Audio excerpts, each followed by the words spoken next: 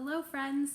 I'm the Reverend Terry Peterson, minister of St. John's in Gourik. Today is Friday, the 26th of March. It is the 33rd day in the season of Lent. So it is time for our 33rd object, and I have just taken a little pause here to talk with you about Henry Hoover, because that's our object for today, is the Henry Hoover, or whatever one you might have, or even if it's a different brand, that's okay, of vacuum cleaner for the floor. Now, of course, the vacuum cleaner enables us to clean the floors so that we don't step on things, and so we don't track stuff around the house. It keeps everything nice and tidy, at least temporarily. And here it picks up quite a lot of cat hair, which is great. So keeping the house tidy is an important thing, of course, because it's hygienic and good and important to live in a clean space, to care for the home that we have been given, and to ensure that it is a comfortable and healthy space for everyone. I was thinking about what scripture reading I would sort of pair with all of that idea of keeping a tidy home and of making a healthy space for everyone who lives in the house. And I had a lot of things that ran through my mind that were not quite right, but the one that I have settled on is a bit of a stretch, but go with me here. So we use the vacuum primarily to clean the floors, and I was thinking about the floor, and then I started thinking about the foundations of the house that support the whole structure. And obviously, vacuuming or not vacuuming does not affect the foundations of the house, but the vacuum is also often like the first part of cleaning, right? Like, I was taught to vacuum first and then dust, because otherwise you just stir up dust while you're vacuuming and then you have to do it over again. So if we start our cleaning at the floor and then work our way up, that's also an important sort of life lesson that I think some people are still learning, me included some days. But then I started thinking about foundations, and in Matthew chapter 7, there is this moment when Jesus says, "Everyone who hears these words of mine and acts on them will be like a wise man who built his house on rock. The rain fell, the floods came, and the winds blew and beat on the house, but it did not fall because it had been founded on rock. And everyone who hears these words of mine and does not act on them will be like a foolish man who built his house on sand. The rain fell, and the floods came, and the winds blew and beat against that house, and it fell, and great was its fall."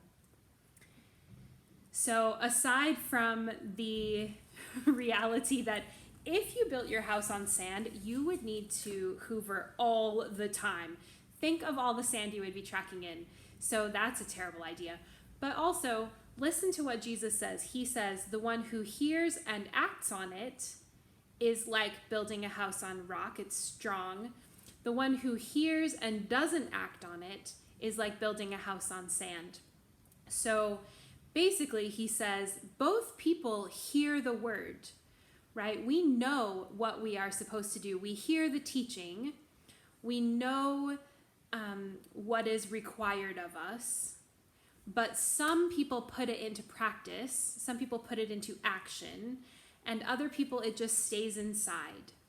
So for those of us who know that the house would be a healthier place and a more pleasant place if we would just hoover more often perhaps than we do, but if we don't actually act on it, it doesn't matter, right? Just thinking about how I need to vacuum up cat hair does not make my house a more safe, pleasant place for someone with allergies to visit, for instance. Only actually doing it makes it a healthy place for visitors. And if I do track in sand from the beach, thinking about, like, knowing that I should clean it up doesn't mean I actually did it, right? It's only when you act on what you know that you're building a foundation. So as someone who really needs to vacuum the floor more frequently than I do because I have a long-haired cat.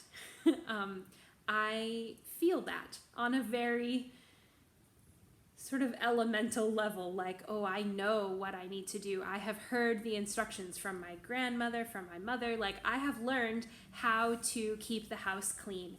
But do I act on it always? No, not always. But who is it that suffers if I don't act on what I have heard?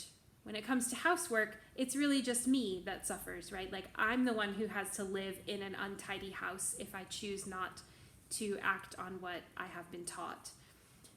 But when it comes to bigger things, then there might be larger consequences for choosing not to act on what we have been taught. So I think it's important that we pay attention, not just to what we are hearing and what we know, but also what we do. Do we put what we know into action? Because that is what makes the foundation for a faithful life.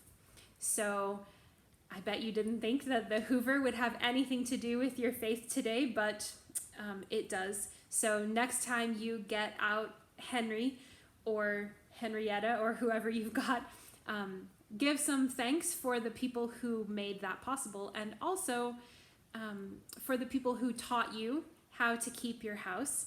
And then think about whether there are things both in the house and out of the house that you know but are not putting into practice consistently, and maybe commit to trying a little bit more to do the things that you already know. So I'm going to try to hoover more often, and then we'll take it from there. So that's my thought for today, day 33. I'll see you again tomorrow for day 34. Until then, peace be with you.